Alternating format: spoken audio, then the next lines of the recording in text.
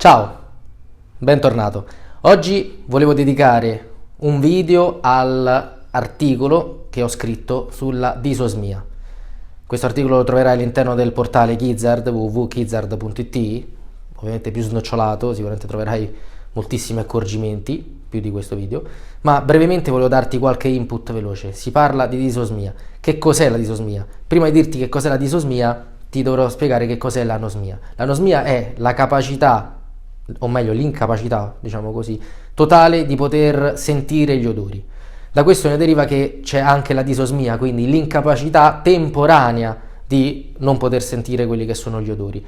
Diciamo che in genere chi lavora in un laboratorio può essere affetto da disosmia, ma nell'articolo troverai anche un'assonanza con un altro lavoro. Per fare un esempio, chi lavora, o meglio lavorava, perché oggi con l'indifferenziata forse meno, ma si ricordi quei camion che portavano dietro quelle persone, i due operatori ecologici che dovevano buttare l'immondizia. Tu immagina come potevano queste persone mai resistere a un puzzo del genere, a uno schifo del genere tutti i giorni, poveracci. Un lavoro veramente ingrato e meno male che c'è chi insomma lo fa.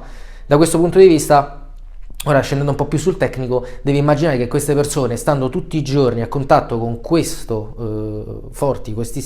fortissimi odori, in qualche modo si devono difendere. Quindi che succede? Il nostro cervello, che è un qualcosa di meraviglioso, fa un reset. Quindi la disosmia non è altro che l'incapacità, quello che dicevamo, parziale di momentanea di percepire quelli che sono gli odori. Quindi il cervello si resetta, fa un punto zero che a questo punto ha una soglia di tolleranza completamente differente, va a prendersi quelli che sono degli odori sgradevoli e da quel punto di vista non ce li fa più sentire. Quindi queste persone in realtà, per fortuna, lavorano dietro questi camion perché ancora si vedono, e non hanno grandissime difficoltà, se non i primi giorni, perché il cervello li aiuta tantissimo. Ora devi immaginare, catapultati all'interno del tuo laboratorio, ovviamente. Che cosa succede? Succede la stessa cosa.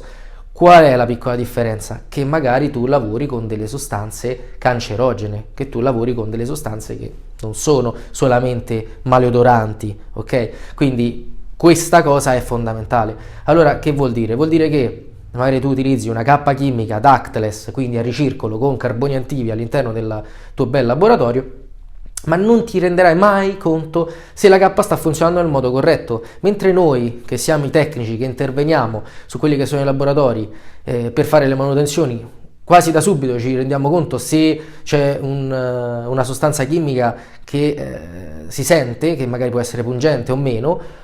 Tu no, tu che sei all'interno sei assuefatto da questo punto di vista e probabilmente hai la disosmia.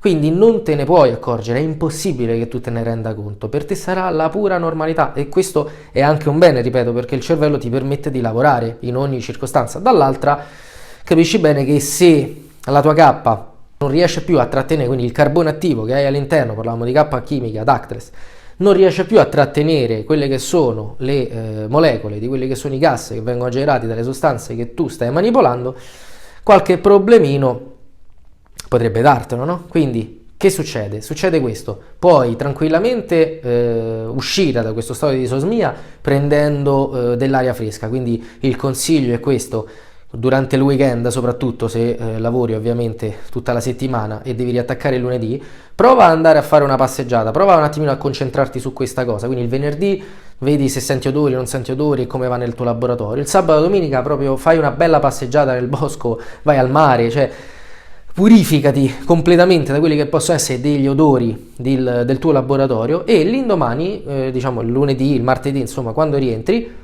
vedi se è cambiato qualcosa. Se non è cambiato nulla e non senti nessun odore, probabilmente non ci sono difficoltà, il tuo laboratorio è pulito e quant'altro.